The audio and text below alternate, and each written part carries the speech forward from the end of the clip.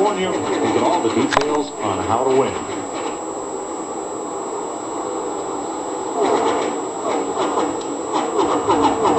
We're told that rain is between 20 and 40 minutes away. That is unofficial, and teams have access to the same Doppler radar and information that we have. And you see that one big storm that's blowing up north of Orlando and is headed this way. Once again, rain would force a halt to this race, but not necessarily a checkered flag. NASCAR has the option. If they see a window behind that storm, they may elect to put the race under the red flag and wait it out and resume. Yeah, it looks pretty broken, you know. I mean, it's not solid, so a little rain shower and get back to it.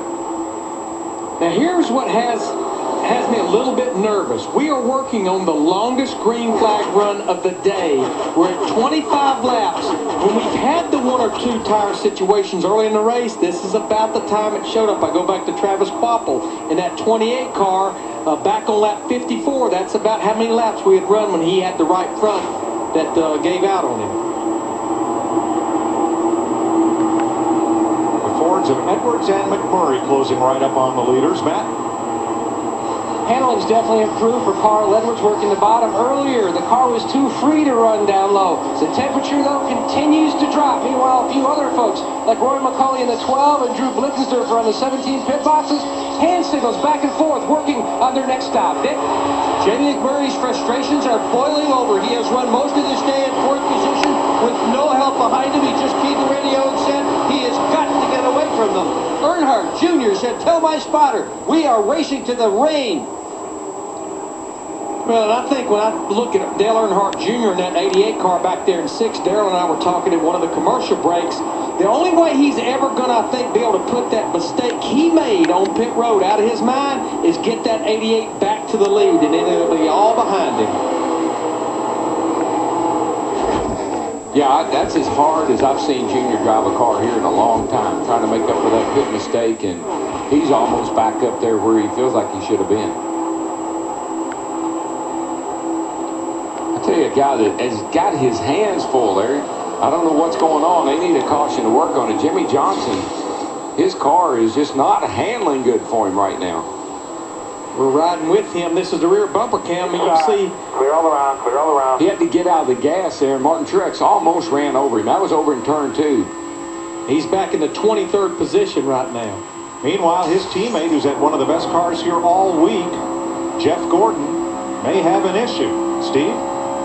Yeah, he's been good down here, but not right now, Mike. Jeff Gordon just expressed concern. In fact, the crew is starting to zip up their uniforms, tighten their helmets. He said that right front is going away. You see him dropping back. Well, again, it's just as I mentioned, this is the longest green flag run we have had right here, and we are still a good 12 to 14 laps away from what would be routine stops.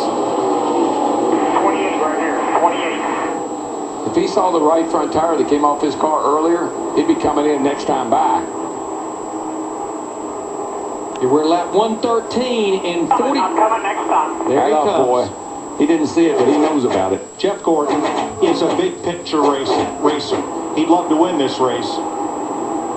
And there he peels off to the bottom of the racetrack, but he knows he has to have a car in one piece to be able to finish it. You're not going to be able to win it with the right front wrapped up around the windshield. And there's some guys that can drive these cars and never think about anything being wrong with them. They don't feel it. But a guy like Jeff Gordon, he feels everything about that race car. When it's not right, he knows it. 4,200, let's go, 4,200. So Gordon peels off, and he will likely lose a lap changing tires on pit road. Well, now there's a big red flag all up and down pit road. Oh, no. Jeff Gordon's in the pits. Now, you watch these other guys. Come on down, come on down. You are 5, 4, 3, 2.